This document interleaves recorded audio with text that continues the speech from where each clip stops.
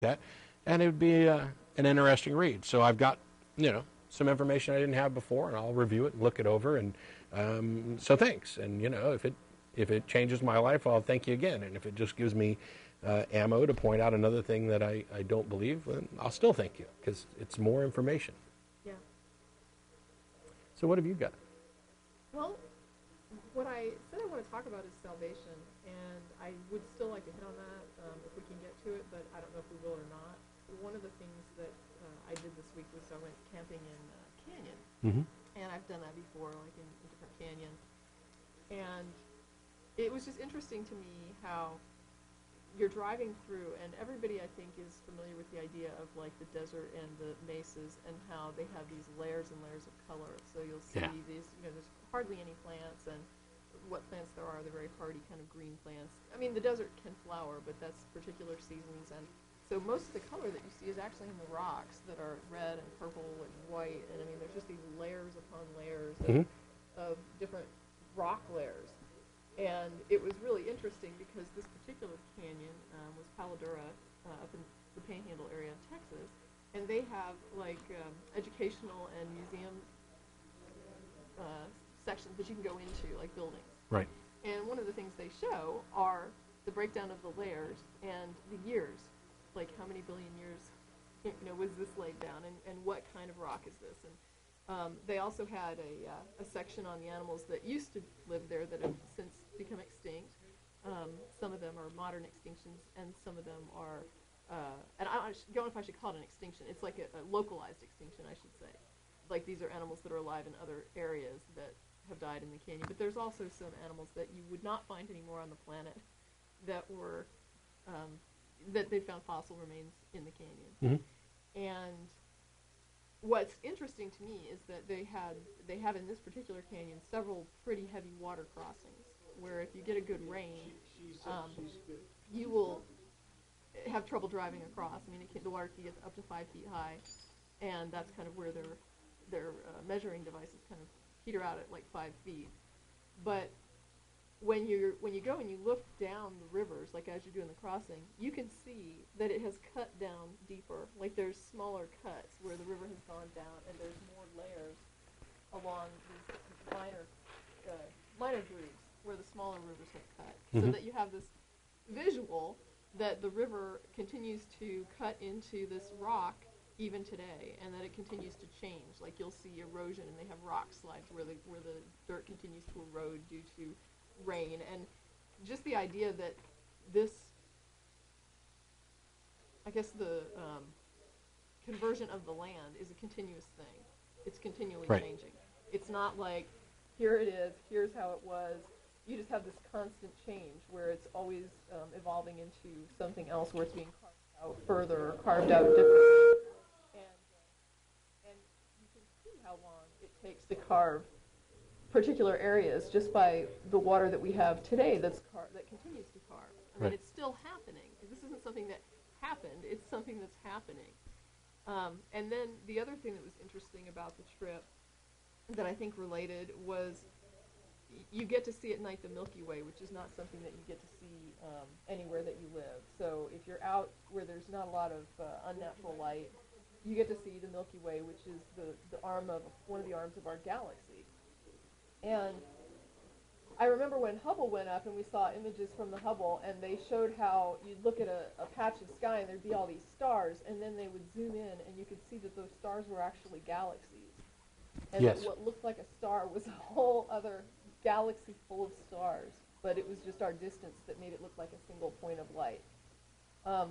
And so as I was looking at this, I had a friend that was there with me who said, so I said something like, think of all the different combinations when you consider that those points of lights are other galaxies. Like, think of all the combinations of matter and energy and all the different combinations of gases and heat and distance and light and everything that's going on. And just the idea that it'd almost be a wonder if something didn't happen. If there was some sort of state or event that didn't occur, that would almost be hard to believe, that with all these opportunities for environments, that you wouldn't get something like life. And it makes me wonder, would we ever find life somewhere else, and why not? And they said, well, it depends on whether or not you think it all just happened by accident, which I think everyone has heard that before. And it reminded me of the weird, the irony of the idea that you have this concept that the entire universe is produced strictly for the production of human beings, that literally I am the point to the entire cosmos. But then you have this other side to the same religion where, I'm not worthy of anything. That if anything, I'm, the only thing I deserve is hell. And so there's this split where, okay, so the entire universe was produced to make people, but then the only thing people are really made for is hell. That you're deserving of hell, that's what you deserve, and yet you are the point to the cosmos. So you have this odd sort of choice where, as a Christian, you can kind of look at it either way. You get the option to look at it like, oh, it's so wonderful and uplifting that, God loves me so much and made all of this just to make me. Yeah, I mean, a billion galaxies, right. a billion. Right, yeah. right. And then you have this other side where when you need it, you can turn that faucet on to the other, to cold and say, oh, we're not worthy of anything. We're just dirt. We're like, ants to humans, and it's just, we're below the worms. And it's sort of this cake and eat it too thing, where you always have this idea that it's this way, but it's also this way. I'm the pinnacle of everything. I'm the lowest thing ever. And then I was thinking before I had left about the doctrine of salvation and the idea of salvation. And I know that there's like a lot of talk about the immorality of the doctrine of hell, the idea of, I've heard you say it before, infinite punishment for finite crimes. That's not the only problem with it, but what I began to think is that to me the problem isn't so much, the problem with the doctrine, hell is sort of like a symptomatic problem of salvation. And salvation is, to me, more of the root problem than hell. Hell is simply an offshoot of that. And the issue that I have with salvation is you have these religions that you can pretty well see how they form just by going out. One of the things we saw in the canyon was a thunderstorm, and it was just amazing to see this thunder and lightning. Well, hear the thunder and see the lightning. The thunder would just roll for 18, 20 seconds, like out in the canyon. The lightning bolts were humongous over these mesas, and you had just a big open sky with these just insane lightning and thunder. When we went up on top of one of the mesas, we were in a vehicle, and I was just like, I have to see this lightning. So we went out, we watched the lightning, and did you take an umbrella? I was in a car.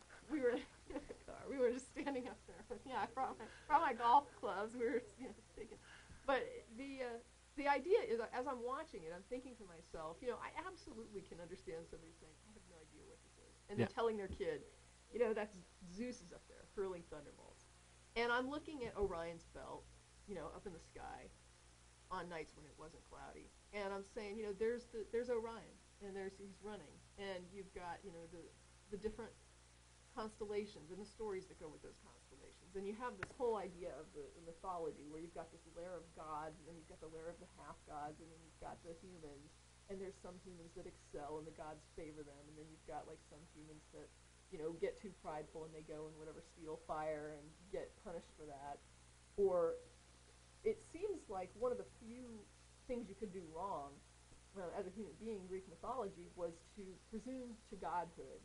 So you would go up there, and fire was something that the gods had. You go to get fire, and you get caught, so you get in trouble because you weren't supposed to take fire. That was supposed to be for the gods. But still, people get to keep it. Yeah. We still get fire from it. And or you say that you're like a beautiful woman, and men are admiring you, and then one day you make a boast that you're as beautiful as Venus, and boy, then the roof comes down because nobody says they're as beautiful as Venus. So you have this thing where, there's the gods and then there's people, and there is that divide in the mythology. But even the gods had foils, just like human foils. So you've got these human gods that run around, and they succumb to human frailties and human faults. They can be injured. They can become jealous. They can become attracted to people, desire things. They have all the same drives in these Greek myths that you see in human beings. They're just like Oh, don't call them myths.